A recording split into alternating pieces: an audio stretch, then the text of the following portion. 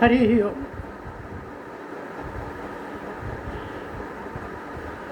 ओम श्री परमात्मने नमः। अथ द्वितीयोऽध्यायः। आज दूसरे अध्याय की चैंटिंग तो हम पहले ही कर चुके हैं। इसमें इसके बारे में बात करेंगे जो अर्थ रहस्य जो भी है। तो स्पेशली हम आत्मा के बारे में बात करेंगे, आत्मा क्या है। लेकिन उससे पहले हम बात करना चाहेंगे कि अर्जुन की क्या कंडीशन थी।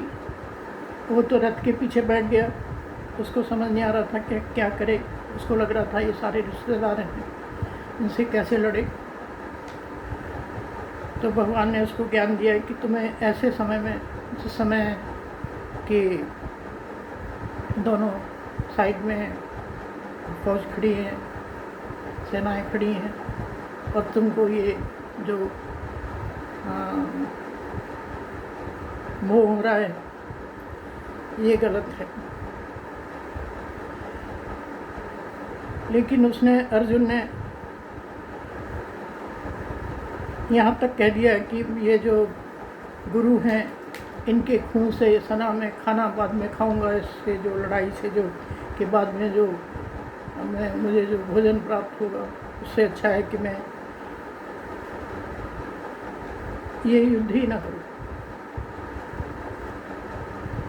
पर क्या ऐसा हो सकता है कि दोनों तरफ से फौज खड़ी हो और सेनापति वहां से भाग जाए?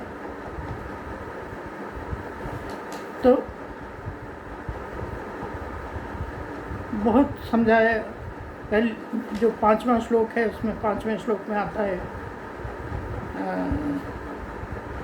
कि आप मुझे जो है ज्ञान दो, बताओ मैं क्या करूं। तो भगवान जो है, क्योंकि जब तक कोई कहे नहीं कि हमें ज्ञान दो, उसको ज्ञान देना नहीं चाहिए। ज्ञान देने से वो सोचेगा ये तो अपने आप को बहुत ज्ञानी समझता है शायद। और जब कोई जानना चाहता है कुछ है तब उसको बताया जाए तो अच्छा होता है।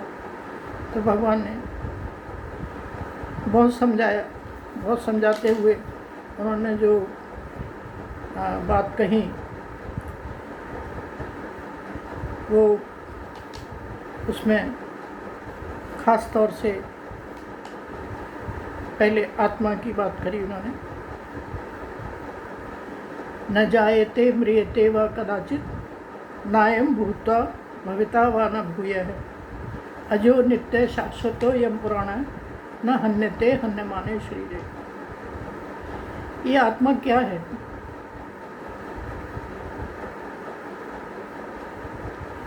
भगवान कहते हैं इस आत्मा का न तो कभी जन्म होता है, और जिसका जन्म होता है मृत्यु भी उसी की होती है। तो इसकी मृत्यु नहीं हो सकती। कोई भी चीज़ है, टेबल है, चेयर है, घर है, हम खुद है, जो जिनका जन्म हुआ है, जो बनाए गए हैं, वही तो वही मृत्यु को प्राप्त होंगे। पर आत्मा तो जन्मती नहीं है। जब जन्मती नहीं है तो उसका मृत्यु कैसे हो सकती है?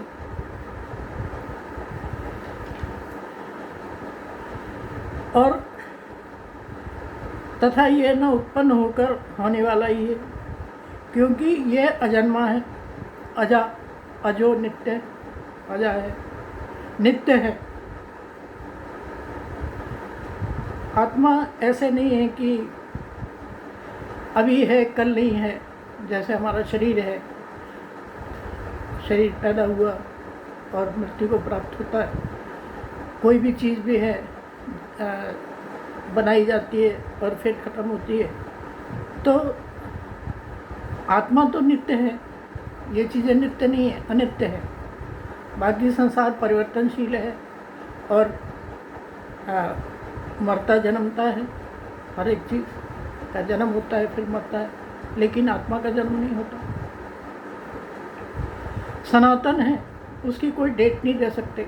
जैसे हमारा धर्म, इसीलिए हम सनातन मानते हैं, क्योंकि हम सनातन हैं। हमारी आत्मा कब से है कोई डेट नहीं दे सकते, हमेशा से है कहने का मतलब। जैसे लोग कहते हैं कि हमारे धर्म जो है 500 साल पुराना है, 500 साल से हम ये हैं, कोई कहता है 1500 साल से हम ये हैं, या जो भी है, लेकिन हमारा धर्म तो सनातन है। धर्म सनातन है अर्थात हमारी आत्मा सनातन है, नित्य है, पुरातन है। शरीर के मारे जाने पर भी ये नहीं मारा जाता। जैसे कि कहते हैं शरीर में आत्मा है, तो इसके मर जाने से, शरीर के मर जाने से आत्मा मर जाती होगी, जब जलाई जाती है तो मर जाती होगी, और ऐसा नहीं है। शरीर जला दिया जाता है। आत्मा क्या है कि आत्मा सच्चिदानंद स्वरूप है, सत चित आनंद स्वरूप है।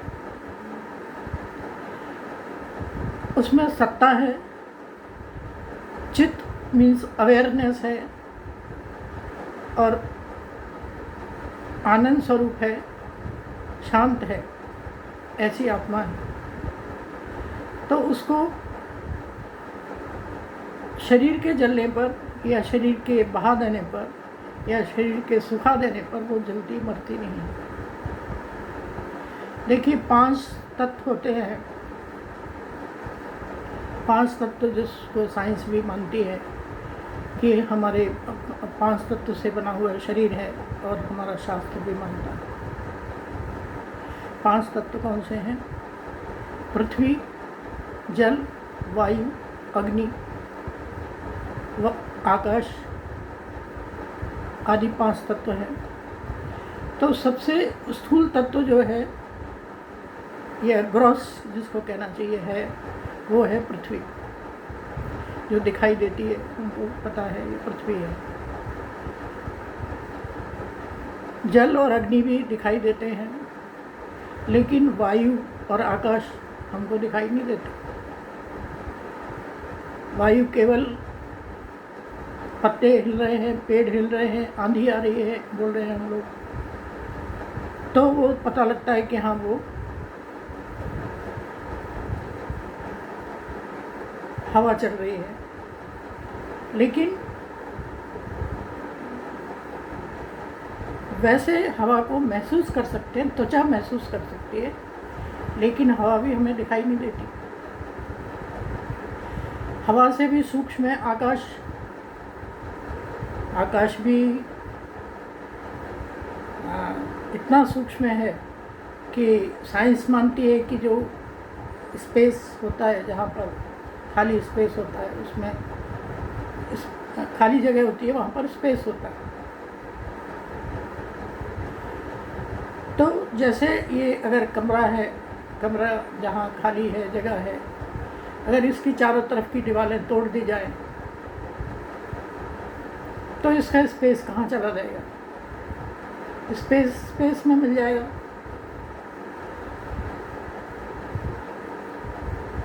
स्पेस से ऐसा नहीं हो सकता ना कि इस कमरे का स्पेस अलग रहेगा। ये ग्लास खाली रखा है, इसमें जो भरा हुआ है खाली रखा है वो ग्लास, उसमें जो स्पेस है वो वैसे ही रहेगा। वो तो स्पेस तो सर्वत्र है। स्पेस जहाँ भी खाली जगह है, जितनी जगह हमने घेरी हुई है उसमें स्पेस नहीं है, या किसी चीज़ ने भी घेरी हुई है उसमें स्पेस नहीं है, लेकिन खाली जगह में स्पेस है। ऐसा साइंस भी मानती है, हम भी मानते हैं कि स्पेस है, लेकिन वो दिखाई नहीं देता। आत्मा इससे भी सूक्ष्म है, वायु से सूक्ष्म स्पेस है, स्पेस से सूक्ष्म आत्मा है। तो आत्मा दिखाई नहीं देती। आप पहाड़ों पर चले जाइए तो कुछ हाइट पर जाके आपको लगेगा कि आपको सांस नहीं आ रही है। इट मीन्स वहाँ पर वायु खत्म हो रही है, ऑक्सीजन खत्म हो रही है, उस समय फील होगा। लेकिन वैसे तो हम श्वास ले ही रहे हैं। तो आत्मा जो है इतनी सूक्ष्म है कि वो दिखाई नहीं दे सकती, इतनी सूक्ष्म है। अभी हमारे ज्ञान देने वाले 5 हमारे इंद्रियां हैं, ज्ञानेंद्रियां जिसको बोलते हैं। आँख हमें देख करके ज्ञान देती है, कोई चीज़ देखा और हमको ज्ञान दिया। कान हमको सुन के ज्ञान देते हैं, नाक हमें सुनकर ज्ञान देती है, त्वचा हमें फील कराती है, जिह्वा हमें टेस्ट करा के देती है। तो ये सारे जो ज्ञान हैं हमसे, जो हमें जो 5 इंद्रियों से मिल रहे हैं, 5 इंद्रियों के बिना, 5 इंद्रियों से जो ज्ञान मिल रहे हैं वो लिमिटेड है।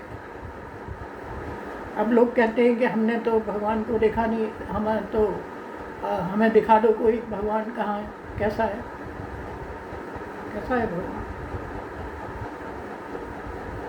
भगवान मीन्स आत्मा, भगवान से यहाँ पे आत्मा से मतलब। तो आत्मा दिखाई नहीं जा सकती। अब कोई भी चीज़ है जो, जब साइंटिस्ट है कोई चीज़ का परीक्षण कर रहे होते हैं तो देखने के लिए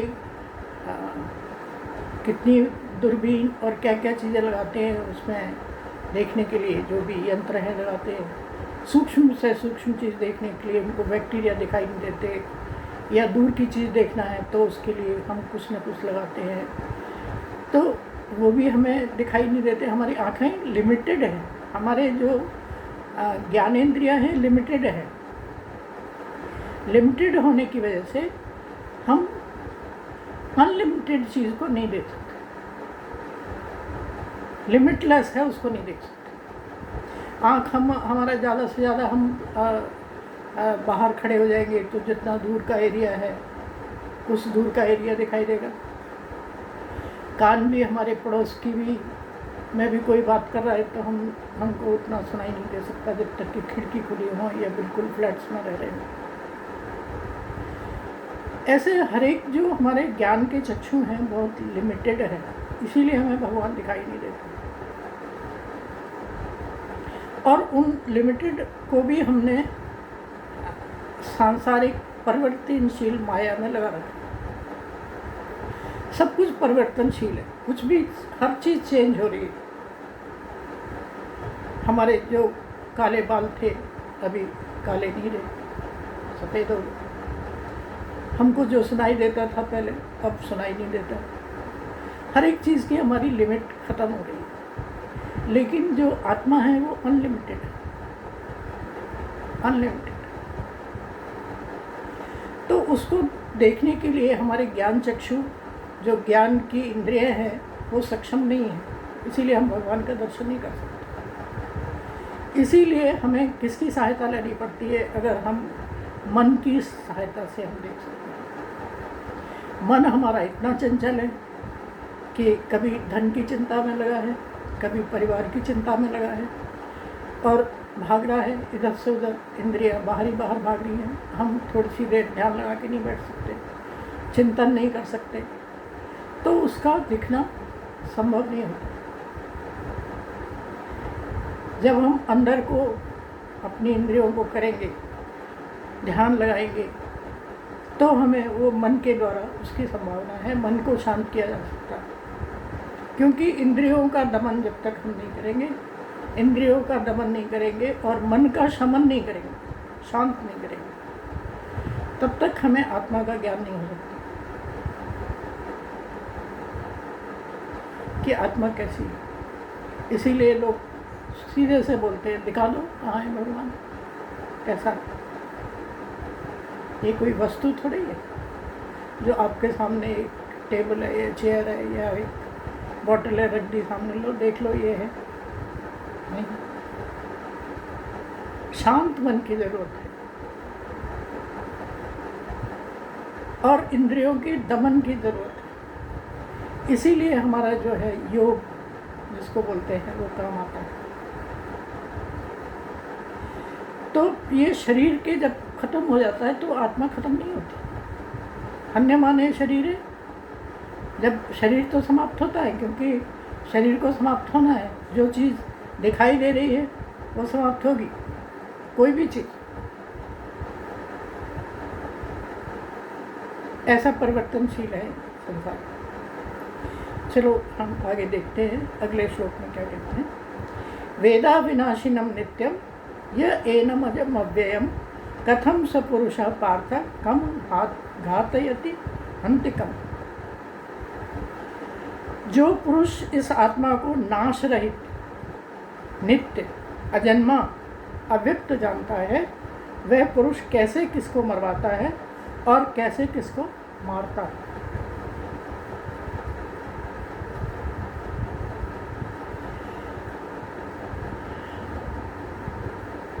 तो आत्मा कैसी है, कैसा बताया उन्होंने, अव्यय है।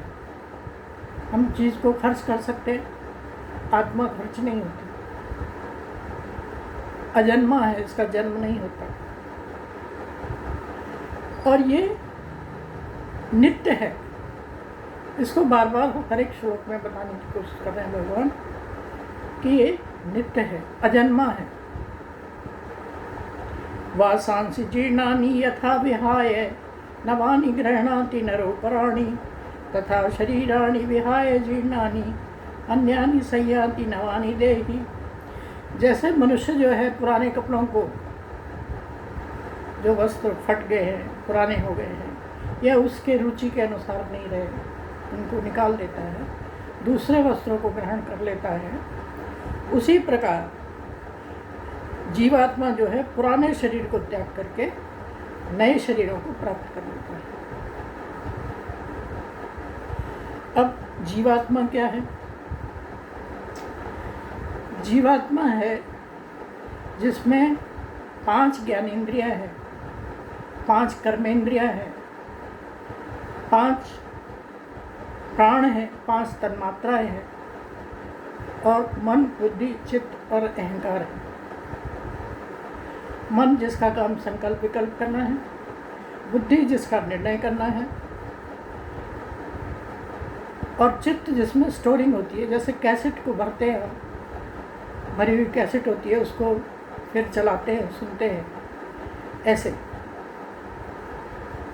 तो वो चीज़ें जो स्टोर होती हैं वही जीव के साथ जाती हैं, और वही जब नया देह लेता है तो वो उन्हीं चीज़ों को लेके जन्म लेता है।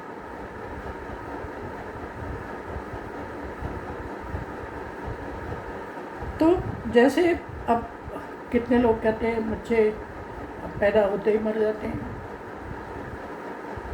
उन्होंने क्या पाप किया था? तो कई जगह इसका वर्णन आता है कि पहले 4-5 वर्ष में जब उसकी बच्चे की मृत्यु होती है तो माँ के पाप के कारणों के कारण होती है, और अगले 4-5 वर्षों में पिता के पाप के कारणों के कारण होती है, और फिर अपने पाप के कारण से। तो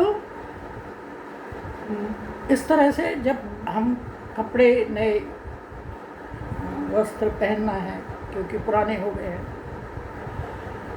या हमारी रुचि में नहीं रहे, दूसरे कपड़े पहनना है। कई बार नए कपड़े लेकर आते हैं, वो अलमारी में रखे रहते हैं, 1-2 बार पहने और रख दिए।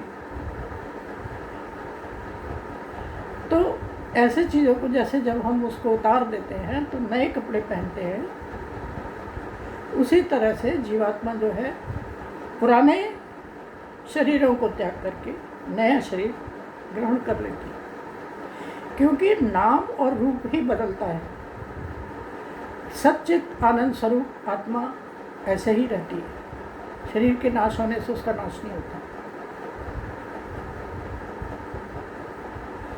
फिर आत्मा के लिए वो बोलते हैं, नैनम छिन्नन्ति शस्त्राणि नैनम दहति पावक न चैनम क्लेदयन्त्यापन न शोषयति मारुता। किसी भी चीज़ की मरण जो है, शरीर का हो या और किसी चीज़ का, कैसे हो सकता है? शस्त्र के द्वारा मार दिया जाता है, या अग्नि के द्वारा जला दिया जाता है, या उसको हवा में सुखा दिया जाता है, या पानी में गला दिया जाता है। 4 ही तरीके हैं। पर ये आत्मा जो है चारों तरह से भी किसी भी तरह से इसका नाश नहीं होता, नाश रहता। न ये पानी में गलाई जा सकती कि आदमी पानी में डूब गया मर गया तो आदमी जो आत्मा भी डूब के मर गई, ऐसा नहीं है। आत्मा जो है ऐसे भी नहीं है कि थोड़ा सा इस शरीर में है थोड़ा सा उस शरीर में है, सभी के अंदर आत्मा है, ये फैक्ट है। लेकिन टुकड़े टुकड़ों में आत्मा नहीं है, इंटरकनेक्टेड है आपस में। हम दो हैं ही नहीं, दिखने में शरीर ही दो दिखाई देते हैं, डिफरेंट दिखाई देते हैं, लेकिन आत्मा एक ही है।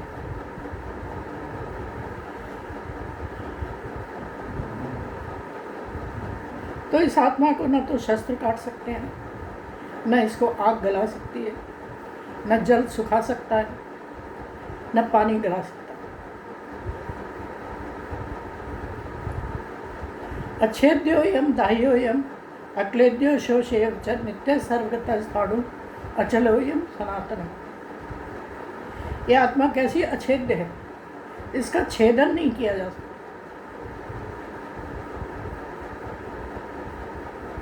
इस आत्मा को दाह्य अदाह्य मतलब वही जलाने का है, अक्लेद्य है। आत्मा जो है निसंदेह अशोष्य है।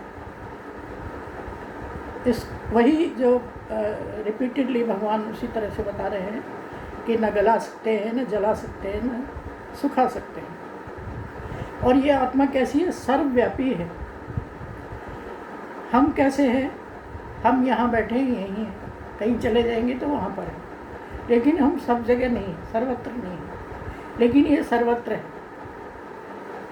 जैसे एक बूंद अगर तेल भरी बाल्टी में डाल दिया जाए तो वो पूरे सरफेस में फैल जाता है, तो ऐसे सर्वत्र सर्वत्र है, हर जगह है। कोई ऐसी जगह नहीं है जहाँ पर आत्मा नहीं है। अर्थ चैन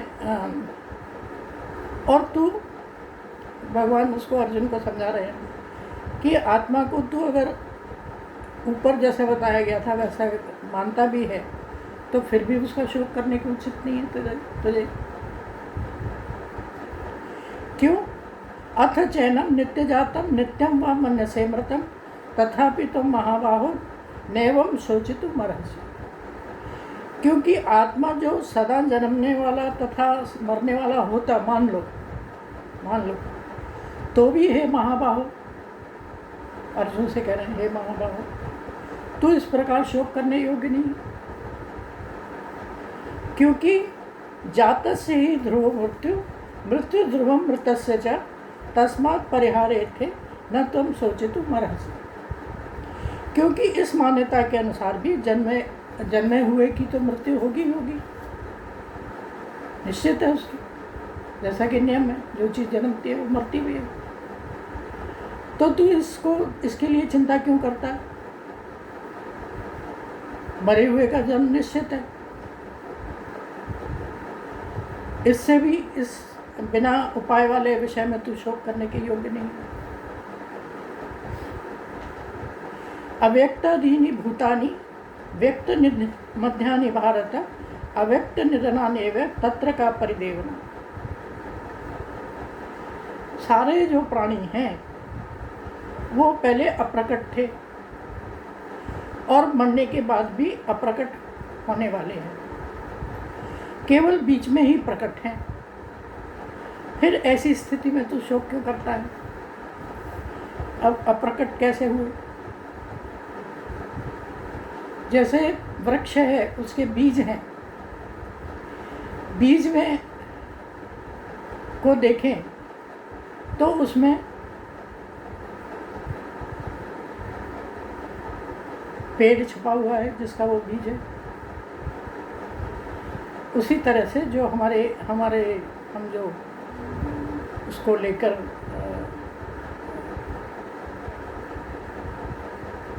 जीवात्मा जब शरीर से निकल जाता है तो वो अप्रकट हो जाता है, फिर जन्म लेता है, 5 तत्व का शरीर लेता है, फिर प्रकट हो जाता है और उसके बाद फिर अप्रकट हो जाता है।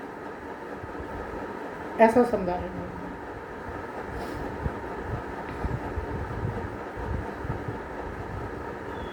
तो इसमें शोक करने की कोई बात नहीं है। आश्चर्यवत् पश्यति कश्चिदेन आश्चर्यवद् वदति तथैव चान्ये आश्चर्यवच्च मन्ये श्रोति श्रुतापेनं वेद न चैव कश्चित्। ये आत्मा इतनी अद्भुत है कि इसको बताने वाला भी और जानने वाला भी दोनों आश्चर्य से सुनते हैं और जानते हैं। बहुत डिफिकल्ट है आत्मा का वर्णन करना और आत्मा को समझना। आत्मा को आश्चर्य की भांति कोई दूसरा पुरुष देखता है और इस तत्व का आश्चर्य की भांति ही वर्णन करता है। कोई अधिकारी पुरुष ही इसे आश्चर्य की भांति सुनता है और कोई कोई तो सुनकर भी इसको समझ नहीं पाता। बहुत से साधक होते हैं जो प्रवचन सुनते हैं, ध्यान से सुनते हैं, सब कुछ है, पर समझ नहीं आती उनकी कि ये आत्मा क्या बता दिया पता नहीं। क्यों? क्योंकि हम जो प्रत्यक्ष चीज़ है उसको जानने में सक्षम है। सामने दिखा दिया ये पेड़ है, ये पेड़ है, दिख रहा है, उनको व्यक्त है। जो अव्यक्त है उसको बताना बहुत डिफिकल्ट है। अभी आज बारिश हुई, दूसरे दिन जो हमें पता नहीं है अंदर बैठे में बारिश हो रही है, सवेरे जाके हम बाहर देखेंगे पेड़ एकदम साफ हैं, सड़क पर पानी से गीली हो रखी है, तो हम कहेंगे देखो रात को बारिश हुई है, बारिश हो चुकी है। तो जो प्रत्यक्ष चीज़ है उसको समझाना आसान है कि बारिश हो रही है, ये देखो ऐसे बारिश होती है। इसीलिए इसको आत्मा को कहते हैं कि जो सुनता है वो भी आश्चर्य की तरह सुनता है, और दूसरा जो बताता है वो उससे भी ज़्यादा आश्चर्य में रहता है बताने वाला। देहि नित्यं बध्योयम देहे सर्वस्य भारत तस्मात् सर्वाणि भूतानि न त्वं शोचितुम् अर्हसि। देही कैसा है? देही मतलब ये आत्मा सबके शरीर में सदा ही अवध्य है, देह में अवध्य है, इसको मारा नहीं जा सकता, काटा नहीं जा सकता। इस कारण संपूर्ण प्राणियों के लिए तू शोक करने योग्य नहीं है।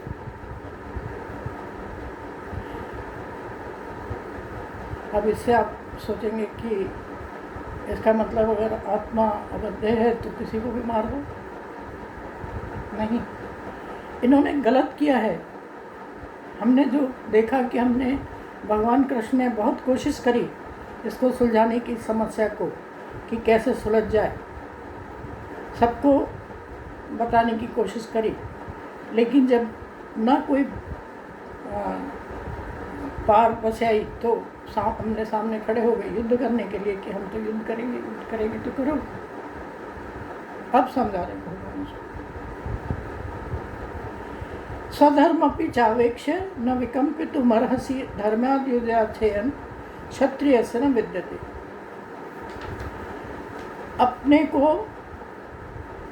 अपने धर्म को देखकर भी तू भय करने योग्य नहीं। अब धर्म के ऊपर बात आ गई। क्यों?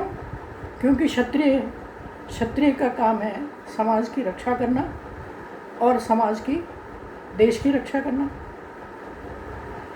तो जब समस्या देश पर आई है, समस्या खड़ी हुई है, तो क्षत्रिय का काम है। तो तू कैसे, अगर धर्म के हिसाब से भी मान लें कि तेरा धर्म क्षत्रिय है, तो इसको सुलझाओ, युद्ध करो।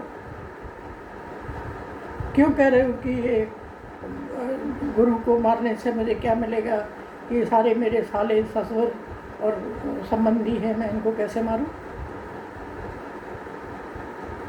क्या इन्होंने द्रौपदी की लाज बचाई थी जब उसका चीरहरण हो रहा था? सारे बैठे हुए वहाँ पर बैठे थे, सब अपने अपने कर्म बंधन से बने हुए थे कि हम तो इनका खाना खाते हैं, हम कैसे इसके खिलाफ जाए, दुर्योधन के खिलाफ। तो अब यहाँ पर युद्ध है तो क्षत्रिय का धर्म है युद्ध करना, युद्ध करो, और तुम्हारे लिए कल्याणकारी है, तुम्हें मौका मिल रहा है इसका युद्ध करने का।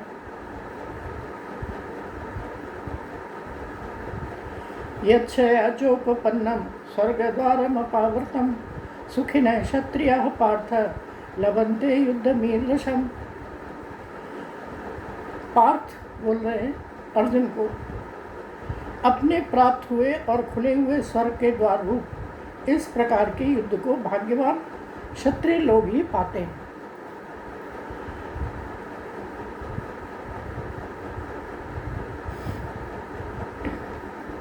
जो क्षत्रिय लोग हैं वो भाग्यवान ही होते हैं जिनको ऐसा मौका मिलता है कि देश की रक्षा करने का मौका मिले या समाज की रक्षा करने का मौका मिले। तो तुम क्षत्रिय हो, युद्ध करो। अथ चेत्मिमं धर्मं संग्रामं न करिष्यसि ततः सधर्मं कीर्ति च हित्वा पापम अवाप्स्यसि। किंतु तू यदि इस धर्मयुक्त युद्ध को नहीं करेगा तो स्वधर्म और कीर्ति को खोकर पाप को प्राप्त होगा।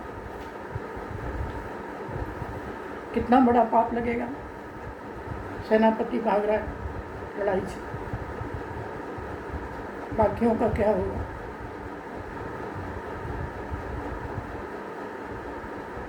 या तो तुम्हें मार डालेंगे ये लोग, युद्ध नहीं करोगे तो, और या फिर आपको भगोड़ा बोलेंगे, भाग जाओगे तो। अकीर्ति चापि भूतानि कथयिष्यन्ति ते व्ययाम संभावितस्य चा कीर्ति मरणादितिरिच्यते। सब लोग तेरी अनेक कालों तक तेरी अपकीर्ति का बखान करेंगे, कथन करेंगे कि देखो एक अर्जुन था जो उसने दोनों तरफ सामने खड़ी सेनाओं को देख करके मोह में पड़ गया और भाग गया। और माननीय पुरुष के लिए सोचो ये अपकीर्ति कितनी खतरनाक है।